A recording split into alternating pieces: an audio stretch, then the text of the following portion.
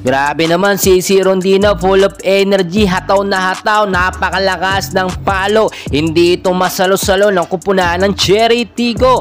Eto pa, isang magandang pinakita. Isang molde, may gigil din na talagang hataw na hataw ang mga palong pinakita dito sa set 1 ng game. Eto naman si Pauline Gaston, ng tindi rin ng bawi. Dito nga sa Choco Mucho, may diin din ng mga palo at ayaw talagang magpaawat.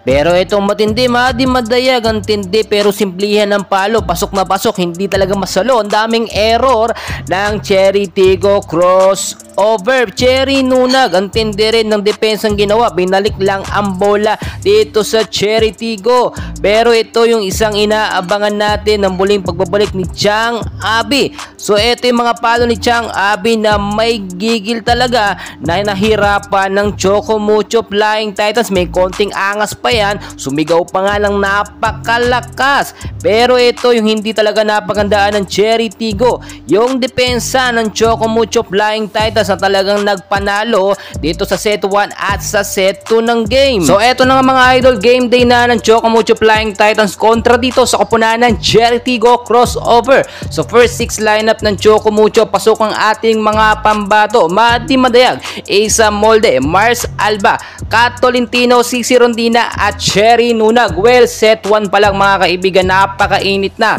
First points nakuha ng Choco Mucho Flying Titans. Tambak dito ang Cherry Tigo at nakita nyo naman kung paano lumakas ang panibagong sistema ng Choco Mucho Flying. Kasama pa dyan ang malakas na depensa nila na nagpahirap sa Cherry Tigo. So kung makikita nyo, nagtapos nga ang set 1 sa score na tambak malala talaga ang Cherry Tigo. 25 ang Choco Mucho, 9 points lamang ang naitala ng Cherry Tigo crossover. Well, pagdating sa set 2 dito, pinalakas ng Cherry Tigo ang kanilang depensa. Naghahabol sila. Doon nakita natin early ng set 2, humahabol at pantay lang ang score ng Choco Mucho at Cherry Tigo, pero talagang nang ibabaw at mainit pa ang full chemistry ng Choco Mucho Flying Titans. So nagtapos ang set 2, 2 points lamang ang lamang dito ng Choco Mucho. Sa score na 25 ang Choco Mucho, 23 points ang Cherry Tigo crossover. So pagdating mga idol ng set 3, naging very intense talaga at crucial ang laban. Dito pili talaga humahabol lang kahit isang panalo ang Cherry Tigo crossover. Nakita nyo, di kita ng score, nakakalamang sa early ng set 3 ang Choco Mucho,